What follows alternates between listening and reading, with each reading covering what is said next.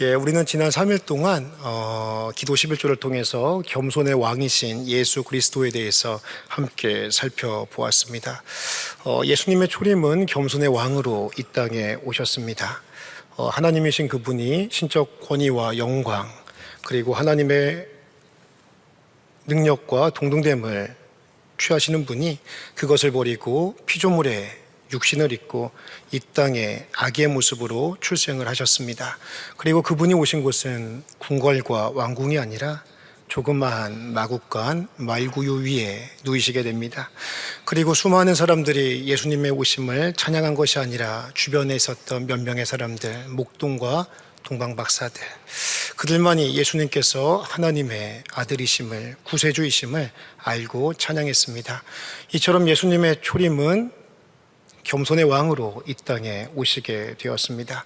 하지만 요한계시록을 통해서 예수님은 만왕의 왕이요 이 세상의 참 주인이시며 심판주로서 오심을 우리가 함께 살펴보게 됩니다. 이것 자체가 은혜입니다. 은혜입니다. 요한계시록을 오랜만에 우리가 보기 때문에 한번 요한계시록이 어떠한 책인지를 다시 한번 살펴보는 것이 도움이 될 것 같습니다. 하나님께서 요한계시록을 사도 요한을 통해 성도들에게 특별히 주신 이유는 당시의 황제 숭배 사상 때문이었습니다. 로마의 황제를 신과 같이 여겨 황제를 숭배할 것을 로마의 황제는 원하였는데 기독교인들은 하나님만이 참신이고 하나님만을 섬겨야 되기 때문에 황제를 숭배하지 않았습니다. 그래서 어떤 사람들은 사자굴에, 어떤 사람들은 사자밥으로, 화형으로 순교와 죽임을 당하게 됩니다. 그리고 그 가운데 어떠한 사람들은 고난에 못 이겨 그 두려움을 극복하지 못하고 배도하고 배교함으로 신앙을 버리는 일들이 나타나게 됩니다. 그때 하나님께서는 사도 요한을 통해 요한계시록을 주시며 예수 그리스도께서 만왕의 왕이 되시고 심판주로 이 땅에 오시니 성도들은 죽음 앞에서도 순교를 각오하고 끝까지 믿음 위에 굳게 설 것을 말씀해 주셨습니다. 그것이 바로 요한계시록이고, 요한계시록은 성도의 인내의 승리, 만왕의 왕 되시는 예수 그리스도의 심판주 되심을 말씀해 주고 있는 것이지요. 그래서 요한계시록은 두렵고 무서운 책이 아니라 성도들에게는, 구원받은 우리들에게는 위로의 책이 되며 하나님 나라를 향한 미래와 희망의 책이 된다라는 것입니다. 이러한 요한계시록의 저술 목적을 오늘날 우리에게 적용한다면 성도들은 세속화의 거센 물결 속에서 적당이라는 신앙, 하향 평준화의 신앙, 하나님 중심, 하나님의 영광을 위한 신앙이 중심이 되어야 하는데 나 중심의 신앙이 당연한 듯 여겨지는 이러한 시대 분위기 속에서 적당히 타협하는 신앙이 아니라 올곧게 하나님 말씀 앞에 바로 선 신앙으로 타협하지 않고 믿음으로 끝까지 인내하여 다시 오실 예수 그리스도, 참 주인 되시고 심판주 되시는 예수님을 바라보며 신앙생활 할 것을 우리에게 말씀해 주고 있는 것이지요.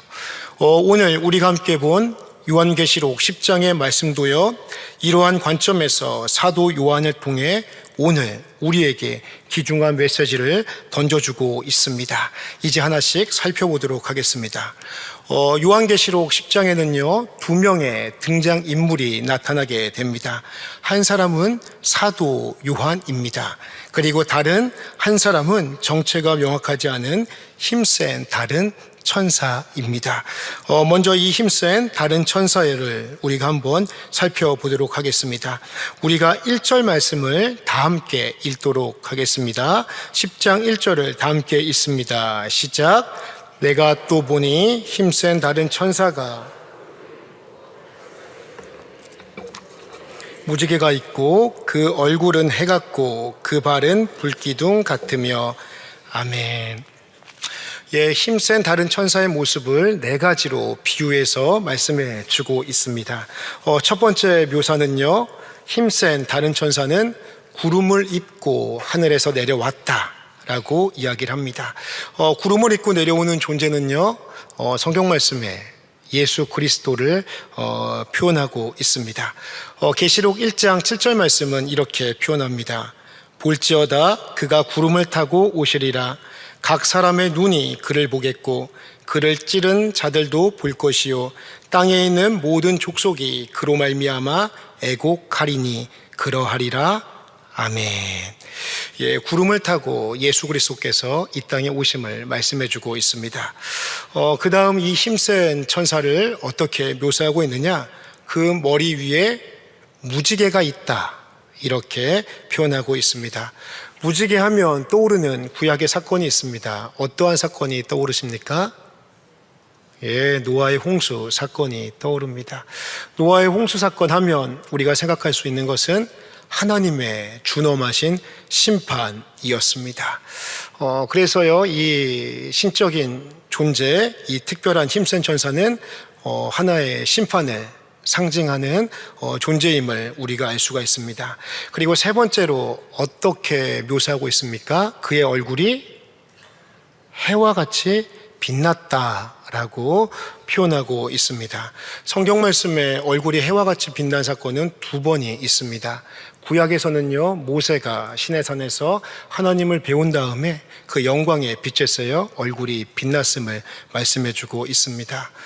이 사건은 그 앞으로 오실 예수 그리스도의 모형으로 그 모세가 예표한 하나의 샘플이라고 할 수가 있겠죠.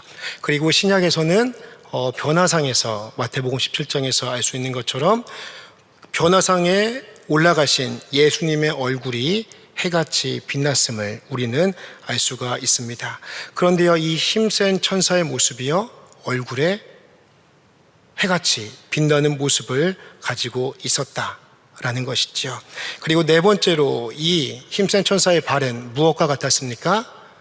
불 기둥과 같았다라고 이야기를 합니다. 불은요 정결하게 하는 하나의 도구입니다. 깨끗하게 합니다. 그리고 심판의 도구입니다.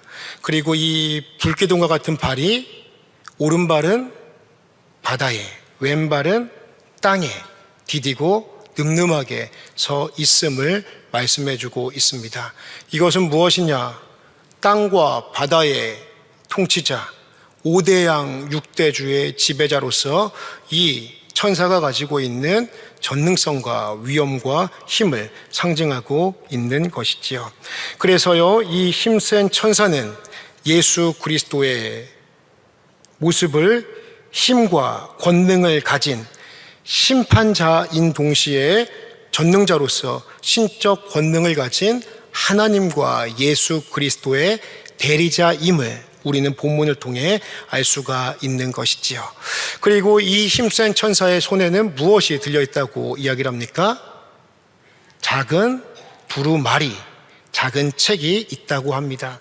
즉 하나님의 말씀, 하나님의 계시, 이 시대, 마지막 시대를 향한 하나님의 심판의 말씀이 그 작은 두루마리에 있음을 우리는 알 수가 있는 것이지요. 그런데요, 이 힘센 천사가요 사도 요한에게 두 가지 명령을 하게 됩니다. 1절에서부터 7절까지는 이 힘센 천사에게 카메라 앵글이 집중되어져 있었다면, 이제는요 카메라 앵글을 돌려서 사도 요한에게 집중하여 말씀하고 있다라는 것이지요. 그래서요 8절에서 11절 말씀을 통해서 보면 이 힘센 천사가 사도 요한에게 명령한 두 가지 이야기가 나오게 됩니다. 우리가 다 함께 8절에서부터 11절까지의 말씀을 함께 한 절씩 한 절씩 교독하고 11절은 합독하도록 하겠습니다. 제가 먼저 읽겠습니다. 하늘에서 나서 내게 들리던 음성이 또 내게 말하여 이르되, 내가 가서 바다와 땅을 밟고 서 있는 천사의 손에 펴놓인 두루마리를 가지라 하기로, 내가 천사에게 나아가 작은 두루마리를 달라 한즉 천사가 이르되 갖다 먹어버리라. 내 배에는 쓰나 내 입에는 꿀같이 달리라 하거늘 내가 천사의 손에서 작은 두루마리를 갖다 먹어버리니 내 입에는 꿀같이 다나 먹은 후에 내 배에서는 쓰게 되더라. 그가 내게 말하기를 내가 많은 백성과 나라와 방언과 임금에게 다시 예언하여야 하리라 하더라. 아멘. 두 가지 명령을 볼 수가 있습니다. 하나는 무엇이었습니까? 이 두루마리를 먹어버리라. 이 책을 먹으라 라고 말씀합니다. 그런데 참 신기합니다. 이 책을 먹었는데요, 입에서는 단데 속에서는 쓰게 되는 결과가 나타나게 됩니다. 그리고 나서 요한에게 주신 명령은 무엇이냐?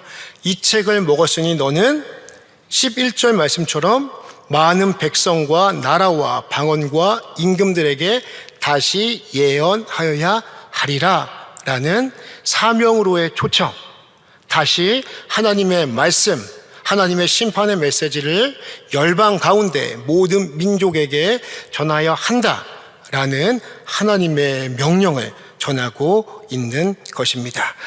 먼저 우리는 이 말씀을 통해 우리에게 한 가지를 적용해야 합니다. 하나님의 말씀은 입에 달고 하나님의 말씀은 꿀송이처럼 우리에게 달콤한 은혜를 주지만 그 말씀대로 순종하며 살아가는 것은 내 속에서 쓴 것과 같이 힘들고 고통스럽고 어려움이 반드시 뒤따르게 된다라는 사실입니다. 하나님의 말씀에는요, 오늘 말씀처럼 달고 쓴 것과 같은 양면성이 있습니다. 우리가 값없이 받은 그 구원의 선물, 우리에게는 너무나 달콤하고 기쁨과 감사함이 되는 하나님의 축복의 은혜지만 하나님의 구원의 말씀 이면에는 준엄하신 하나님의 심판의 메시지가 담겨져 있습니다. 그리고 하나님의 은혜로 원수의 노예에서 하나님의 자녀가 된 그 기쁨과 감사는 우리에게 달콤함이 되지만 하나님의 자녀로서의 삶, 하나님의 자녀로서의 책임을 가지고 살아가는 그 삶은 내 속에서 쓴 것처럼 힘들고 고통스럽고 어려움이 반드시 뒤따르게 된다라는 사실이죠. 사도 요한에게 이 말씀은 달콤한 하나님의 말씀이었습니다. 로마 제국의 압제 속에서 순교당하고 고난당하고 어려움을 당하고 있는 교회 공동체 가운데 이 하나님의 심판의 메시지는 그들에게는 구원의 메시지요, 하나님께 살아계심을 경험하는 놀라운 통로가 되는 말씀이었습니다. 하지만 그 말씀을 하나님의 복음을 거부하고 회개를 거절하는 시대 가운데 전하는 사명은 사도 요한에게는 속이 쓰리고 아프고 고통과 고난이 뒤따르는 결과였다라는 사실이죠. 하지만 그럼에도 불구하고 하나님의 말씀을 받은 사도 요한은 다시 한번 사명의 자리로 나아가야 했던 것입니다. 하나님은 하나님의 말씀을 먹은 자에게 다시 한번 사명의 자리로 초청하여 하나님의 복음, 심판의 메시지, 구원의 메시지가 전해지도록 하는 하나님의 뜻을 사도 요한을 통해 이루기를 원하셨던 것입니다. 이제 말씀을 맺도록 하겠습니다. 참된 믿음이란 어떠한 믿음입니까? 하나님이 기뻐하시는 믿음은 어떠한 믿음이라고 할 수가 있겠습니까? 하나님의 말씀을 많이 아는 믿음입니까? 아니면 내가 은혜 받았다고 눈물 흘리고 자랑하는 믿음입니까? 참된 믿음은요, 순종하는 믿음인 줄로 믿습니다. 참된 믿음은요, 순종하는 믿음입니다. 내가 들은 하나님의 말씀을 내 머리로만, 내 가슴으로만 듣고 만족하는 것이 아니라 내 입으로 들어온 그 하나님의 말씀, 내 귀로 들어온 그 하나님의 말씀이 내 가슴 안에 기쁨과 감사로 때로는 회개함으로 녹아지고 그 가슴에서 녹아진 그 하나님의 말씀이 내 손과 발로 전해져 그 말씀대로 주신 은혜대로 순종하며 살아갈 때에 그것이 바로 참된 믿음이며 하나님께서 기뻐하시는 믿음이다라는 것입니다. 오늘 본문에서 힘센 천사는 책을 먹을 것을 명령하고 있습니다. 책을 공부하라, 책을 연구하라 말씀하고 있지 않습니다. 이 말씀이 처음에는 답니다. 하지만 이 말씀대로 살아가는 것은 쓴 것과 같습니다.